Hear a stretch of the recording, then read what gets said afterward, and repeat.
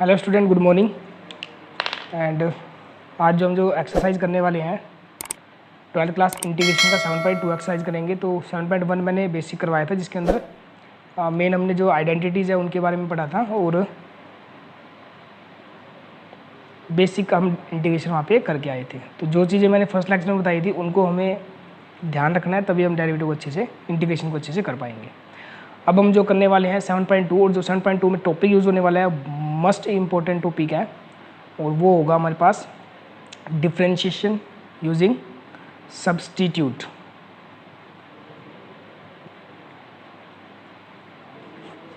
यानी सब्स्टिट्यूट का यूज़ करके हम क्या करेंगे, डेरिवेटिव करेंगे। तो सब्स्टिट्यूशन मेथड क्या होता है, इसको समझने के लिए एक एग्जांपल मैं लेता हूँ।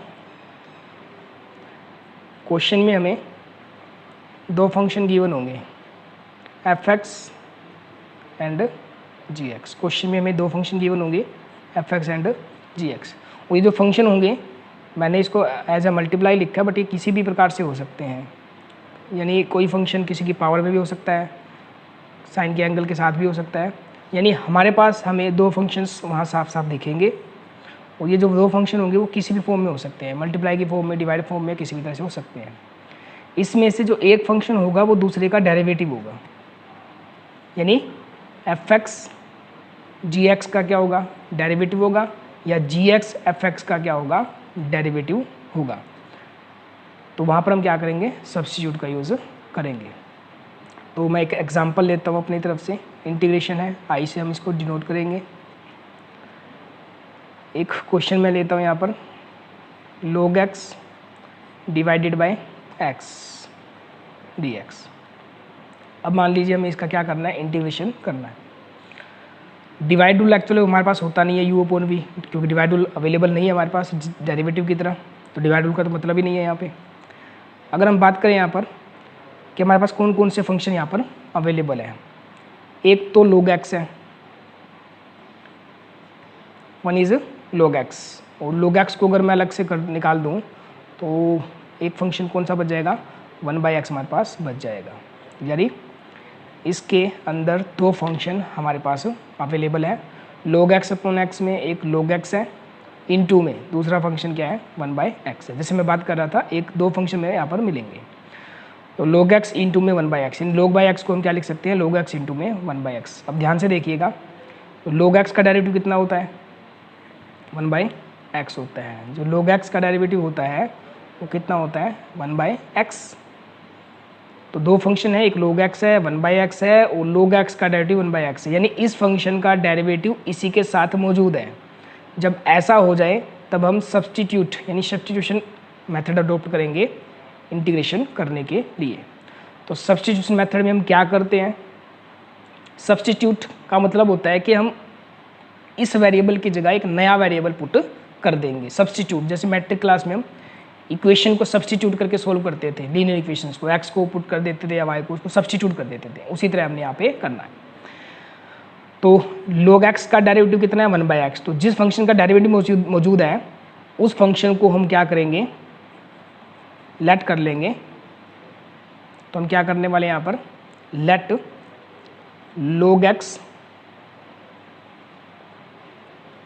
log x is equal to t। यानी हम यहाँ पर क्या करने वाले हैं, जो log x था उसको एक अलग वेरिएबल में क्या करने वाले हैं, हम पुट करने वाले हैं। तो log x को हमने कितना मान लिया, t मान लिया। एक क्वेश्चन से ध्यान से समझना, सब्स्टिट्यूट है, नया मेथड है, हो सकता है एक या दो क्वेश्चन के बाद ही आपको उसको समझ में आए। यानी इसको लिखना कैसे है, रिप्रेजेंट कैसे करना है, ये यहाँ पर इंपॉर्टेंट होगा। तो हमने log x जो है, log x को हमने कितना मान लिया, t मान लिया। अब इस फंक्शन को डेरिवेटिव हमें करना है, ध्यान से देखना। t फंक्शन है और x फंक्शन का वेरिएबल है कि फंक्शन x की फॉर्म में है। तो यहाँ हम डेरिवेटिव कर दें x का, सॉरी t का डेरिवेटिव कर दें, किसके रिस्पेक्ट में कर दें, x के रिस्पेक्ट में कर दें। तो t का डेरिवेटिव अगर हम x के रिस्पेक्ट में करते हैं तो t का डेरिवेटिव क्या कहलाएगा, dt, और किसके रिस्पेक्ट में करें हम, dx के रिस्पेक्ट में करें। जैसे y का dy/dx करते थे, अगर t फंक्शन का नाम है और x के रिस्पेक्ट में कर रहे हैं तो t का कितना हो जाएगा, dt अपॉन dx, और log x का कितना हो जाएगा, 1/x हो जाएगा। तो log x को हमने t लेट किया, log x को हमने t लेट किया है, और जैसे ही हमने इस इक्वेशन का डेरिवेटिव किया टी का रिस्पेक्ट टू एक्स, तो टी का कितना हो जाता है D t upon d x, log x का कितना हो जाएगा 1/x, तो हमारे पास आ जाता है 1/x equal to d t upon d x. D x multiply में है, वहाँ जाकर क्या हो जाएगा, सॉरी डिवाइड है, और वहाँ जाकर क्या हो जाएगा मल्टीप्लाई हो जाएगा। तो कितना बन जाएगा हमारा 1/x d x is equal to d t. Focus करना, हमने log x को t लिया था, इसका हमने डेरिवेटिव किया t का x के रिस्पेक्ट में, D t upon d x, log x का 1/x, dx को मल्टीप्लाई में ले जाएंगे तो हमारे पास क्या चीज़ आ जाएगी 1/x dx किसके बराबर आ जाएगा dt के बराबर आ जाएगा। अब यहाँ से देखिए log x को हमने t माना हुआ है, t तो हो जाएगा t, ये फंक्शन क्या हो जाएगा t हो जाएगा। बाकी बचा हुआ देखिए क्या बचा हुआ हमारे पास, बाकी क्या बचा हुआ है 1/x इंटू डी एक्स, क्या बचा हुआ है 1/x dx, और यहाँ पर वैल्यू क्या बनी हमारी 1/x dx किसके इक्वल हो जाएगा dt के इक्वल हो जाएगा। यानी एक फंक्शन को तो हमने t मान लिया, बचा हुआ सारा का सारा यहाँ से चेंज हो जाएगा डेरिवेटिव करने के बाद। तो क्वेश्चन टोटल क्या बन जाएगा, log x को हमने क्या माना हुआ है t माना हुआ है, तो log x की जगह कितना आ गया t आ जाता है, वो बचा हुआ जो 1/x dx है 1/x dx किसके बराबर हो गया dt, तो 1/x dx की जगह कितना आ जाएगा dt आ जाएगा। तो इस तरह से हम पूरे क्वेश्चन को x से सब्स्टिट्यूट करके किस में ले आएंगे t में ले आएंगे, यानी जो dx होगा ना dx और फंक्शन के साथ ये पूरा का पूरा कन्वर्ट हो जाएगा किस में dt में कन्वर्ट हो जाएगा। तो log x को t माना था हमने, और 1/x dx सारा का सारा यहाँ से क्या बन चुका है dt बन चुका है। तो प्रोसेस क्या होगा, किसी एक फंक्शन को जिसका डेरिवेटिव मौजूद है उस फंक्शन को t के बराबर लेंगे, उसका डेरिवेटिव कर देंगे और dx के साथ उसकी क्या करेंगे वैल्यू निकाल लेंगे, तो 1/dx किसके बराबर आ जाएगा dt के बराबर आ जाएगा। तो अब हम बात करते हैं यहाँ, तो क्या आ चुका है log x का t 1/x dx dt हो चुका है, यानी फंक्शन x से किस में कन्वर्ट हो चुका है t में, और यहाँ पर t जो होगा हमारा t न्यू वेरिएबल हो जाएगा। अब जो वेरिएबल था वो x की जगह किस में आ चुका है t में आ चुका है। जैसे हम x के रिस्पेक्ट में डेरिवेटिव करते थे तो क्या लगा होता था पीछे dx, यहाँ फंक्शन किस में आ चुका है t में, तो क्या लगा हुआ है dt लगा हुआ है। तो dt का मतलब हम जो इंटीग्रेशन करने वाले हैं किसके रिस्पेक्ट में करने वाले हैं t के रिस्पेक्ट में इंटीग्रेशन करने वाले हैं। अब t का इंटीग्रेशन करो, सेम फॉर्मूले जैसे हम x के रिस्पेक्ट में करते थे उसी तरह t के रिस्पेक्ट में, तो t पे कौन सा फॉर्मूला लगा दोगे x raise to power n का n+1 डिवाइड बाई n+1।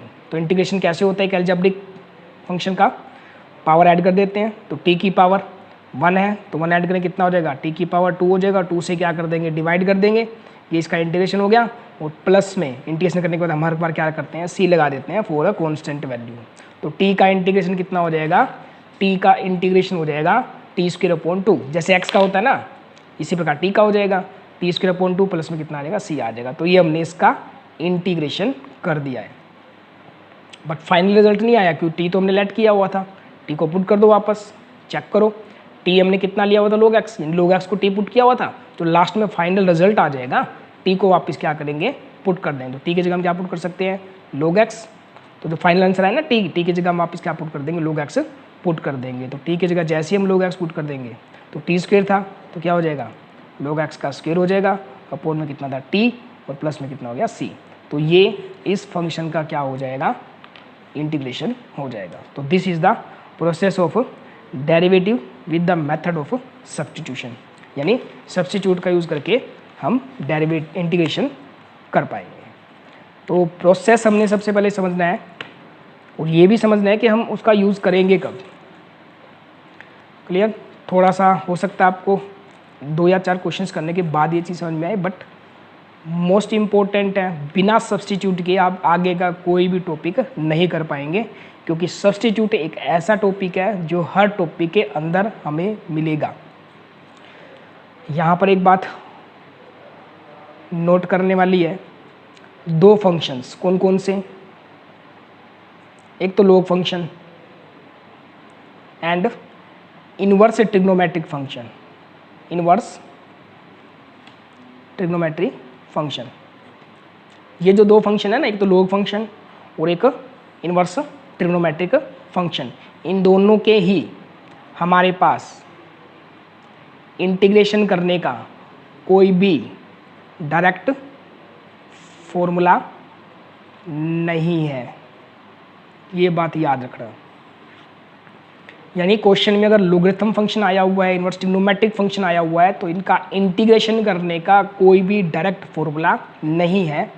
ये दो ही तरीकों से होंगे, लॉग और इनवर्स ट्रिग्नोमेट्रिक सिर्फ दो ही तरीकों से कर सकते हैं। या तो किससे कर सकते हैं, सब्स्टिट्यूट, या तो किससे करेंगे, सब्स्टिट्यूट जैसे मैंने अभी जस्ट किया है, या फिर किससे करेंगे, एक रूल आएगा आगे बाय पार्ट्स, बाय पार्ट्स जिसको हम प्रोडक्ट रूल कहते हैं। क्या कहते हैं हम जिसको, प्रोडक्ट रूल कहते हैं। तो याद रखना, logarithm function, inverse trigonometric function के इंटीग्रेशन का कोई भी डायरेक्ट फॉर्मूला हमारे पास अवेलेबल नहीं है। जब भी किसी भी क्वेश्चन में log x यानी log function, inverse trigonometric function आ जाता है किसी भी क्वेश्चन में, 100% या तो क्या लगेगा उसमें, सब्स्टिट्यूट लगेगा, या क्या लगेगा, बाय पार्ट्स। सबसे पहले हमें सब्स्टिट्यूट चेक करना है, और सब्स्टिट्यूट का कैसे पता चलेगा कि एक फंक्शन का डेरिवेटिव उसी में मौजूद होना चाहिए, तो सब्स्टिट्यूट लगा देंगे। अगर वो नहीं लगता तो बाय पार्ट्स लगेगा, तीसरा तरीका है ही नहीं। तो इन दोनों फंक्शंस के लिए ये बात नोट करना, लॉगरिथम और इनवर्स ट्रिग्नोमेट्रिक कभी भी आ जाए तो उसको हम सब्स्टिट्यूट या बाय पार्ट से ही कर पाएंगे, और कोई तरीका इसका नहीं होगा। अब हम एक्सरसाइज के ऊपर जाते हैं। Let the exercise 7.2 exercise question number first. Question number first observe करें इसे, कहता है integration the functions in exercise 1 to 37। तो क्वेश्चन नंबर फर्स्ट की जो स्टेटमेंट है, कहता है इंटीग्रेशन करो। तो इंटीग्रेशन करने के लिए हम क्या करेंगे, उसको इंटीग्रेशन के साइन के अंडर यूज़ करेंगे। और क्वेश्चन अपने को कितना दिया हुआ है, 2x divided by 1 plus x square into dx।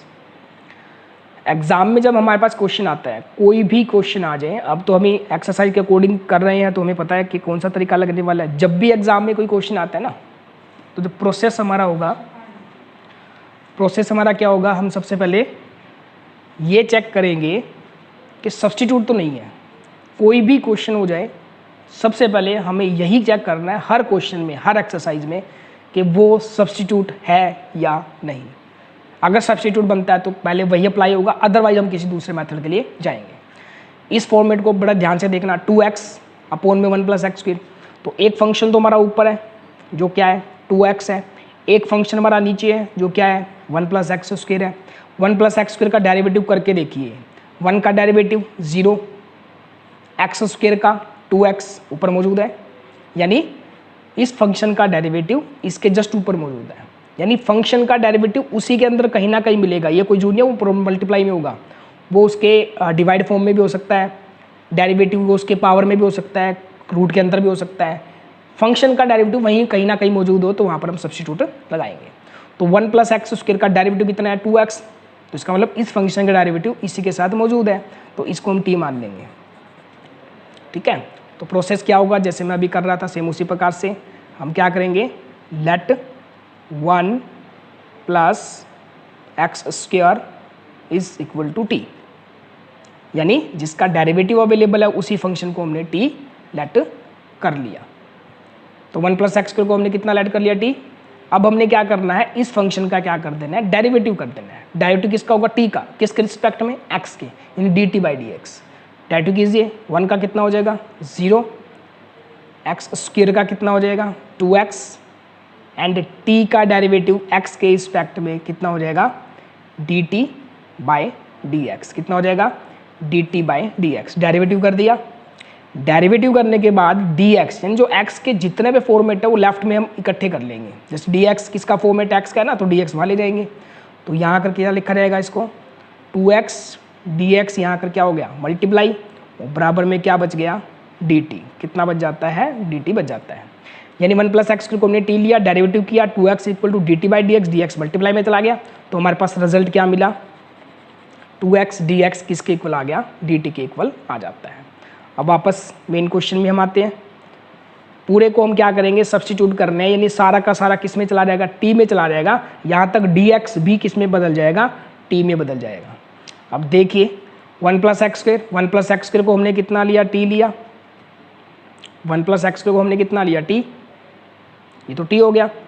इसको छोड़ने के बाद बाकी क्या बचता है क्वेश्चन में, 2x with dx, total dx के साथ क्या बचता है क्वेश्चन में, 2x dx। ये देखो ये रहा 2x dx, और 2x dx किसके इक्वल है, dt के इक्वल है। तो बचा हुआ 2x dx यहाँ से किस में कन्वर्ट हो जाएगा, dt में कन्वर्ट हो जाएगा। तो इस तरह से पूरा क्वेश्चन हम चेंज कर देंगे।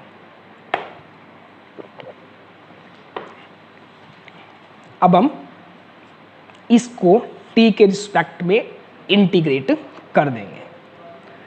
dt, सिर्फ dt हमें क्या शो करता है कि t के रिस्पेक्ट में होना, तो dt को साइड में रखो।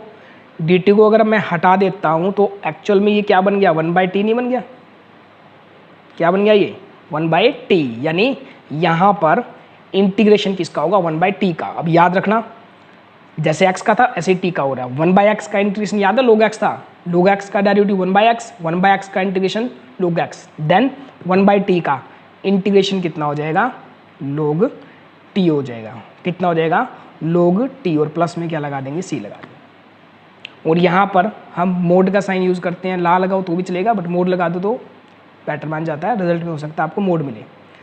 तो 1/t का इंटीग्रेशन कितना हो गया, log t, एंड प्लस में c हो जाएगा। तो log t plus c, and value of t, t कितना था 1 + x²। आखिरी के अंदर जो हमने क्या किया हुआ है, लेट किया हुआ है t को, वापस क्या करेंगे, रिप्लेस कर देंगे। तो t की जगह कितना आ जाएगा 1 + x², और प्लस में कितना आ गया c।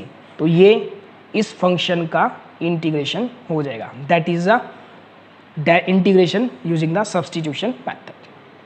थोड़ी प्रैक्टिस आपको करनी पड़ेगी, चीज़ आसान है, हो जाएगी, बट प्रैक्टिस कंपलसरी है, बिना प्रैक्टिस आप इसको नहीं कर पाएंगे। अब एक एग्जांपल मैं और लेता हूँ। अब हम बात करते हैं क्वेश्चन नंबर 4। क्वेश्चन नंबर 4 की स्टेटमेंट है sin x into sine cos x d x. एक दिक्कत क्या होती है स्टूडेंट्स के साथ, फंक्शंस को काउंट करने में ही गलती कर जाते हैं। कई स्टूडेंट इसको 3 फंक्शन बोलते 1 2 3, इसको 3 फंक्शन बोला जाता है, एक्चुअल में ये 2 ही है। एक साइन एक्स है और दूसरा साइन कोस एक्स है। ध्यान से देखिए, साइन के साथ एक्स नहीं है, जो कोस एक्स है इस साइन का एंगल है, यानी कोस एक्स साइन का एंगल रिप्रेजेंट हो रहा है यहाँ पे। तो फंक्शन हमारे पास कितने हैं, फंक्शन सिर्फ 2 ही हैं, एक साइन एक्स है और एक साइन कोस एक्स है। क्लियर। अब लास्ट लेक्चर की अगर आपको बात मुझे याद हो तो मैंने आपको कहा था कि किसी भी आइडेंटिटी को, किसी भी फॉर्मूले को मैं उस वक्त यूज कर सकता हूँ जहाँ पर एक्स हमारा क्या हो, लीनियर हो। इस साइन एक्स को अगर मैं अलग हटा देता हूँ, इसको ध्यान से देखिए, साइन एक्स का जो इंटीग्रेशन है वो कितना होता है, माइनस कोस एक्स होता है। साइन एक्स, क्या ये एक्स है, नहीं है, यानी यहाँ पर क्या आ चुका है, कोस एक्स आ चुका है। तो इस साइन का तो इंटीग्रेशन होने का मतलब ही नहीं है, क्योंकि साइन का जो एंगल यानी जहाँ पे एक्स है वो एक्स ही होना चाहिए, लीनियर होना चाहिए, एक्स स्क्वायर भी नहीं होगा। अगर साइन एक्स स्क्वायर भी आ गया ना तो इसका मतलब जब तक एक्स स्क्वायर है तब तक उसका इंटीग्रेशन नहीं होगा। यहाँ सिर्फ और सिर्फ एक्स, और वो भी किस में होना चाहिए, लीनियर। तो इसकी बात सीधा सीधा हमें पता चल रहा है। तो यहाँ जब तक इस साइन के अंदर क्या रहेगा, जब तक कोस एक्स रहेगा तब तक हम इसका इंटीग्रेशन नहीं कर पाएंगे। ये चीज़ें फोकस रखना। तो यहाँ से मुझे कोस एक्स को क्या करना है, गायब करना है, और कोस एक्स को गायब करने का एक ही तरीका है कि इसको सब्स्टिट्यूट कर दिया जाए। लेकिन सब्स्टिट्यूट होने के लिए इसका डेरिवेटिव क्वेश्चन में मौजूद होना जरूरी है। अब सोच के देखिए, कोस एक्स का डेरिवेटिव कितना होता है, साइन एक्स, ये रहा कोस एक्स का डेरिवेटिव साइन एक्स। इसका मतलब यहाँ एक कोस एक्स फंक्शन है। अब देखिए कोई मल्टीप्लाई में नहीं है, कोस एक्स साइन के एंगल में बना हुआ है, लेकिन इस फंक्शन का डेरिवेटिव तो मौजूद है, ये रहा, यानी इस कोस एक्स का डेरिवेटिव यहाँ मौजूद है साइन एक्स। इसका मतलब कोस एक्स को सब्स्टिट्यूट किया जा सकता है क्योंकि इसका डेरिवेटिव मौजूद है। तो प्रोसेस क्या होगा, सेम वही, let cos x is t, let cos x is equal to t. Cos x को हमने कितना लेट कर लिया, टी, जो भी क्वेश्चन मैंने फर्स्ट किया और एक एग्जांपल भी लिया था मैंने अपनी तरफ से।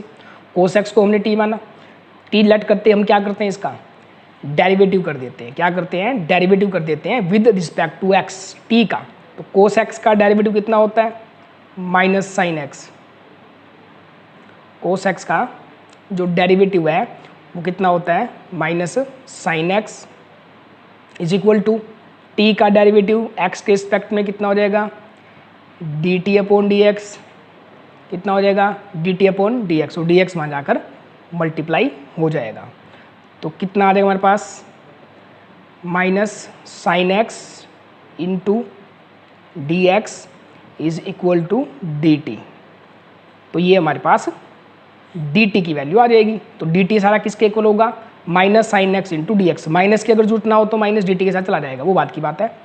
अब इसको इसी तरह से पुट करो ताकि हम इसको क्या करें, सब्स्टिट्यूट कर सकें। कैसे अलग अलग लिखोगे, ये वाला जो पोर्शन है साइन कोस एक्स इसको अलग लिख लो, और जो साइन एक्स है उसको किसके साथ लिख लो, डी एक्स के साथ, क्योंकि साइन एक्स डी एक्स मिलकर क्या बनने वाला है, डी टी। तो इसको थोड़ा सा जो दो फंक्शन है ना उसको अलग अलग एडजस्ट करके लिख लो। तो पीछे वाला हमने आगे लिख लिया है, क्या था, sine cos x, sine cos x, और साइन एक्स को किसके साथ लिख दिया हमने, डी एक्स के साथ लिख दिया। तो हमने क्या लिख दिया इसको, sine x and into D x. दो पार्ट हो गए ना, एक ये वाला और एक ये वाला। ये वो पार्ट है जिसको टी लिया गया और ये वो पार्ट है जो क्या बन जाएगा, डी टी बन जाएगा। कन्वर्ट दैट, कन्वर्ट करो, sine cos x, cos x को हमने क्या लिया होता, टी लिया होता ना, तो साइन कोस एक्स तो टी बन जाएगा, दैट इज साइन टी। तो साइन कोस एक्स क्या बन गया, साइन टी बन गया, यानी साइन का एंगल टी आ चुका है। बचा हुआ क्या है, साइन एक्स डी एक्स। ये देखिए सारा का सारा यहाँ से निकल रहा है, sine x d x. Sine x d x किसका रख सकते हैं हम, टी के बराबर, लेकिन माइनस है ना, तो माइनस यहाँ से वहाँ लेके चले जाना, यानी साइन एक्स डी एक्स को क्या रख सकते हैं हम, माइनस डी टी रख सकते हैं। तो साइन एक्स डी एक्स हम क्या रख देंगे, माइनस डी टी, माइनस बाहर ले लेंगे क्योंकि डी टी माइनस का है, ये सारा माइनस का हो जाएगा, माइनस को बाहर ले लेते हैं, माइनस को हमने बाहर लिया और क्वेश्चन क्या बन गया हमारा, साइन टी और इनटू में क्या आ गया, d t. Sine t into में क्या आ गया, डी टी। अब ऑब्जर्व करना क्वेश्चन कितना सिंपल हो चुका है। डी टी सिर्फ ये बता रहा है कि टी के रिस्पेक्ट में करना है। फंक्शन क्या है, सिर्फ और सिर्फ साइन टी है, और साइन टी का फॉर्मूला है हमारे पास, साइन टी का इंटीग्रेशन होता है माइनस कोस टी। फिर चेक करना, कोई भी फॉर्मूला हम तब तक अप्लाई नहीं कर सकते जब तक ये एक्स या टी किस फॉर्म में ना हो, लीनियर। तो टी लीनियर है, बिल्कुल है, तो हम इसका इंटीग्रेशन डायरेक्ट कर सकते हैं। तो साइन टी का कितना हो जाएगा, माइनस कोस टी, और डी टी सिर्फ ये बता रहा है कि हम इंटीग्रेशन किसके रिस्पेक्ट में करने वाले हैं, टी के रिस्पेक्ट में।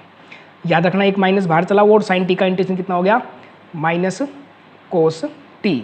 और जैसे हम इंटीग्रेशन करेंगे प्लस में क्या लगा देते हैं, सी लगा देते हैं कॉन्स्टेंट के लिए। तो हमारा फाइनल आंसर कितना आता है, minus into minus plus cos t plus c. T को रिप्लेस कर दो, टी किसको माना हुआ था हमने, कोस एक्स को, तो टी की जगह हम क्या करेंगे, कोस एक्स बना देंगे। तो हमारा फाइनली आंसर क्या आ जाएगा, कोस एंगल टी है, और एंगल टी एक्चुअल में क्या था, कोस एक्स था। तो क्या बन जाएगा ये, कोस एक्स प्लस सी। तो ये हमारा इसका रिजल्ट आ जाएगा। तो इस तरह से हम सब्स्टिट्यूट करके इंटीग्रेशन कर पाएंगे। तो सब्स्टिट्यूट टॉपिक मस्ट इम्पोर्टेंट है, बहुत ज़्यादा इम्पोर्टेंट है, और ये टॉपिक आपको समझना ही पड़ेगा अगर आप इंटीग्रेशन करना चाहते हैं। तो यहाँ पर मैं एक क्वेश्चन और करता हूँ, उसके बाद कुछ क्वेश्चंस मैं आपको करने के लिए दूंगा, और वो क्वेश्चन आप ट्राई करेंगे और समझने की कोशिश करेंगे कि एक्चुअल में सब्स्टिट्यूशन मेथड क्या है, कैसे यूज़ करना है, यानी क्वेश्चन मेरे को समझ में आना चाहिए। मैंने कहा था कि टाइप ऑफ इंटीग्रेशन इंपॉर्टेंट है, अगर मुझे ये पता चल जाता है कि टाइप क्या होगा तो हम क्वेश्चन को आराम से कर पाएंगे। क्वेश्चन नंबर 9, क्वेश्चन नंबर 9 में हमें गिवन है, इंटीग्रेशन हमने करना है, statement is 4x plus 2, 4x plus 2 into में root x square plus x plus 1 into में डी एक्स। तो अब यहाँ पे हमारे पास दो फंक्शन है, एक तो कितना है 4x प्लस 2 और दूसरा कितना है x square plus x plus 1, x square plus x plus 1। इतनी बड़ी टिपिकल सी स्टेटमेंट अगर मुझे दिख रही है ना, जैसे रूट भी है, बिना रूट भी है, सीधा तो होने वाला इंटीग्रेशन नहीं है इसका, क्योंकि लीनियर नहीं है, नॉन लीनियर चल रहे हैं, कोई फॉर्मूला लग ही नहीं सकता, प्रोडक्ट रूल हर जगह अप्लाई नहीं होता, तो यानी कहीं ना कहीं सब्स्टिट्यूट मेरा क्वेश्चन में काम करेगा। अब मुद्दा है मुझे ये चीज़ दिखनी है कि क्या किसी का डेरिवेटिव यहाँ पे मौजूद है या नहीं है। इसको ध्यान से देखिए, x square plus x plus 1 को, इसका डेरिवेटिव करके देखिए, एक्स स्क्वायर का 2x, एक्स का 1, 1 का 0, तो इसका डेरिवेटिव कितना बनने वाला है 2x प्लस 1। कितना बनने वाला इसका डेरिवेटिव, इसका डेरिवेटिव बढ़ेगा 2x प्लस 1। देखिए क्या मौजूद है हमारे पास 2x प्लस 1, साथ में देखिए। अब कुछ बोल देंगे जी नहीं जी 2x प्लस 1 तो है ही नहीं, लेकिन ध्यान से देखिए दैट इज़ 4x प्लस 2। अगर हम इसमें से क्या करें 2 को कॉमन निकाल लें तो क्या बन जाएगा, ये 2x+1 बनेगा या नहीं बनेगा। तो 2 को कॉमन निकालने से ये इसका डेरिवेटिव बन जाता है। आपको बात आती है जी 2 तो हो गया फालतू में, 2 क्या है, कॉन्स्टेंट है, कॉन्स्टेंट का इंटीग्रेशन पे कोई इफेक्ट नहीं आता। तो इसका मतलब इस क्वेश्चन के लिए हम क्या करेंगे, हमारा डेरिवेटिव मौजूद जरूर है बट इसको 2 पे क्या करना पड़ेगा, हमें कॉमन निकालना पड़ेगा। तो इसमें से क्या करूँ, 2 को कॉमन निकाल लो, और 2 क्या है, कॉन्स्टेंट है, और कॉन्स्टेंट को हम कहाँ लिख सकते हैं, इंटीग्रेशन के आउटसाइड लिख सकते हैं। तो 2 कॉमन निकालने के बाद स्टेटमेंट क्या बन जाएगी हमारी, 2x+1 क्या बन जाएगी, 2x+1 and root x² plus x+1 and dx। तो कंफर्म हो गया, इसका डेरिवेटिव यहाँ पर मौजूद है। तो हम क्या करेंगे, सब्स्टिट्यूट को अडोप्ट करेंगे। तो कैसे करेंगे, किसका डेरिवेटिव मौजूद है हमारे पास, x² प्लस x+1, इसको हमने क्या ले लिया, t। ध्यान रखना रूट मत उठा लेना, यहाँ पे रूट के अंदर वाला जो पोर्शन है वो डेरिवेटिव मौजूद है। तो हमने x² प्लस x+1 को कितना मान लिया, t मान लिया। डिफ्रेंशिएट करो, x² का डेरिवेटिव कितना हो जाएगा, 2x हो जाएगा, x का डेरिवेटिव कितना हो जाएगा, 1 हो जाएगा, और 1 का 0 होता ही है। तो इसका मतलब x² प्लस x+1 का डेरिवेटिव कितना आ गया, 2x+1, एंड t का कितना हो जाएगा, dt/dx, और dx हमें वहाँ चाहिए तो dx को डिवाइड से मल्टीप्लाई में ले आएंगे। तो कितना हो जाएगा हमारे पास, ये 2x+1 into dx is equal to dt। तो ये वो चीज़ तैयार हो चुकी है हमारी, जो हमने वहाँ पर यूज़ करनी है। अब इसको थोड़ा सा एडजस्ट करके लिख लो ताकि हमें वैल्यू पुट करने में दिक्कत ना हो।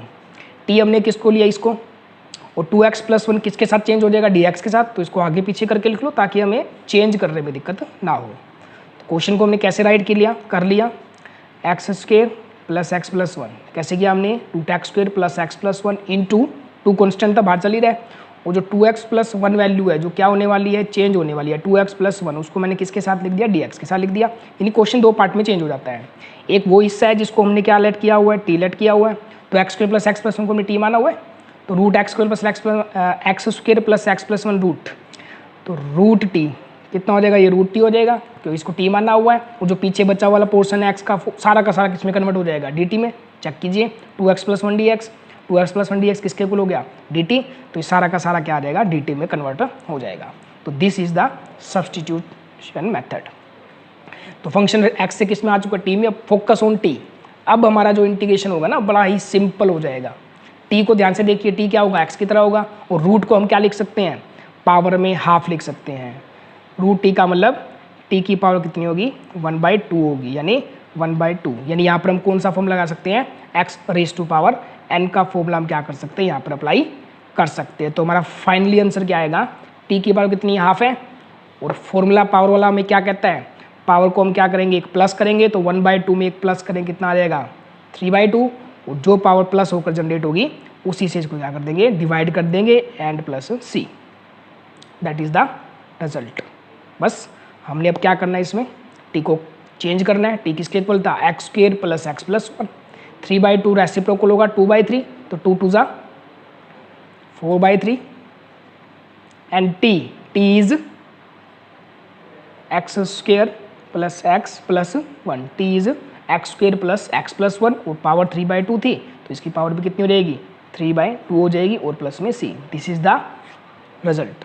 तो ये हमारा आंसर आ जाएगा। तो सब्स्टिट्यूट के बिना काम नहीं चलेगा, कंपलसरी है, वो आपको करना ही करना पड़ेगा अगर आप इंटीग्रेशन करना चाहते हैं। तो सब्स्टिट्यूट अगर आप नहीं करोगे तो आगे कोई भी टॉपिक आपका नहीं हो पाएगा। शुरू में दिक्कत आएगी, बट अगर आप लेबर करेंगे, कोशिश करेंगे, अगर आपको मन में हो गया भी हमने करना ही करना है, तो आप आसानी से कर पाएंगे। तो टाइप इंपॉर्टेंट है, क्वेश्चन ऑब्जर्व करना इंपॉर्टेंट है कि कहीं सब्स्टिट्यूट होगा या नहीं होगा। वो जो लॉग और इन्वर्स के बारे में मैंने बताया, logarithm derivative, logarithm function, inverse trigonometric functions, या तो किससे होते हैं, सब्स्टिट्यूट या प्रोडक्ट टूल, और कोई तीसरा तरीका इनका नहीं है। तो कौन कौन से क्वेश्चंस आपको करने हैं मैं आपको बता दूंगा 7.2, उनको आप ट्राई कीजिएगा, और फिर भी कोई प्रॉब्लम है तो आप मुझे कमेंट कर सकते हैं, मैं आपको हेल्प करूंगा। Thank you, goodbye, and meet again soon.